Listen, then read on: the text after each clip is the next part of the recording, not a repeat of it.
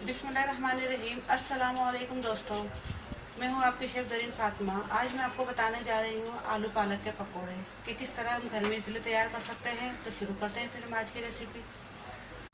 बिस्मिल्लाहिर्रहमानिर्रहीम। चलिए आइए देखते हैं पकोड़े बनाने के लिए हमें किन किन चीज़ों की ज़रूरत पड़ेगी। इसके लिए हमने 1 कप हमने बेसन लिया है, थोड़ा सा हमने ये पालक लिया है, एक हमने मीडियम साइज आलू लिया है और ये हमने ग्रीन अनियन ली है। ये अनियन है और ऊपर इसके पत्ते हैं। एक पूरी हमने बस ग्रीन अनियन ली है। 1 चमचा हमने पिसी हुई लाल मिर्च का लिया है, 1 चमचा जीरे का लिया है, तकरीबन 2 हमने ये हरी मिर्चें ली हैं। ये तकरीबन 1 चमचे के बराबर ये हमने क्रश्ड कोरिएंडर लिया है, साबुत धनिया जिसको हमने कूट लिया है, और 1 चमचा ये हस्बे ज़रूरत हमने नमक लिया है। तो चलिए फिर शुरू करते हैं आज की रेसिपी।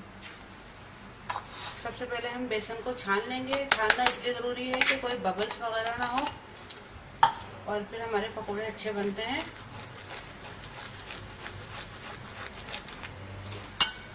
फिर देखिए हमने छान लिया है इसको। अब हम इसको धो लेंगे।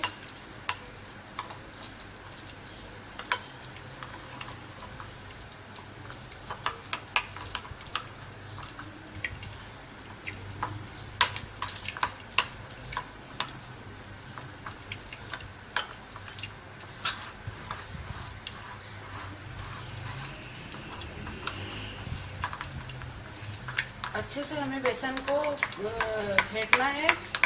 जितना अच्छा बेसन फेंटा हुआ होगा उतने ही अच्छे हमारे पकोड़े बनेंगे।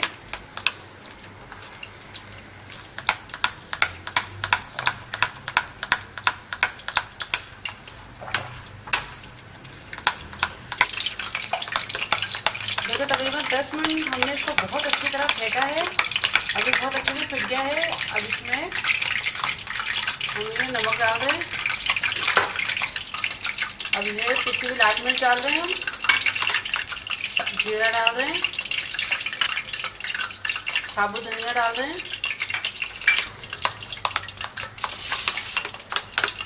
अभी हरी मिर्च डाल रहे हैं,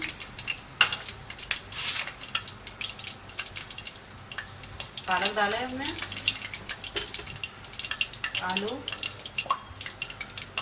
ये ग्रीन अनियन है। अब सबको हमें अच्छे से मिक्स कर लेना है।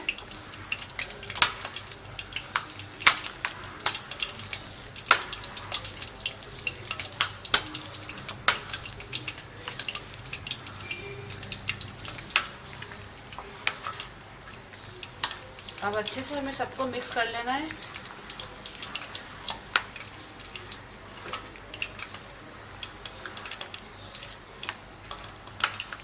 ये पकोड़े बहुत मज़ेदार बनते हैं, आप ज़रूर इसको ट्राई कीजिएगा।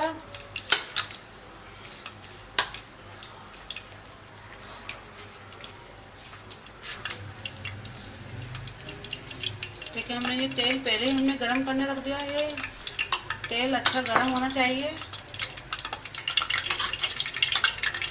देखिए अब ये हमारा तेल अच्छे से गरम हो चुका है। अब हम चूल्हे की आंच बिल्कुल हल्की कर देते हैं, दरमियानी कर देते हैं।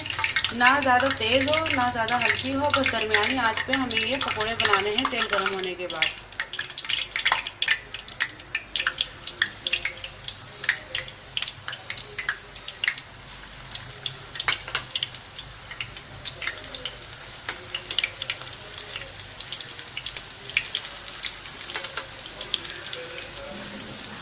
अब जितने साइज़ के आपको पकोड़े बनाने हैं उतने बना सकते हैं आप, छोटे भी बड़े भी।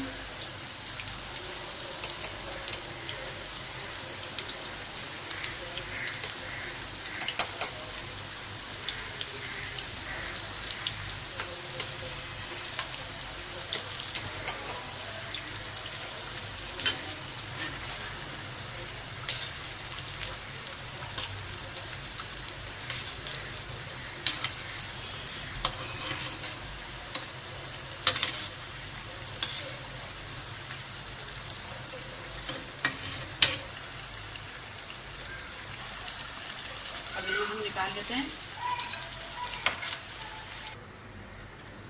अभी हमारे मज़ेदार से आलू पालक के पकौड़े तैयार हो चुके हैं। दोस्तों, उम्मीद है आपको हमारी आज की रेसिपी ज़रूर पसंद आई होगी। पसंद आए तो ज़रूर ट्राई कीजिए, लाइक कीजिए और दोस्तों के साथ शेयर भी कीजिए हमारी वीडियो को, और सब्सक्राइब करना मत भूलिए। अब अपनी शेफ ज़रीन फातिमा को इजाज़त दीजिए। अल्लाह हाफिज़।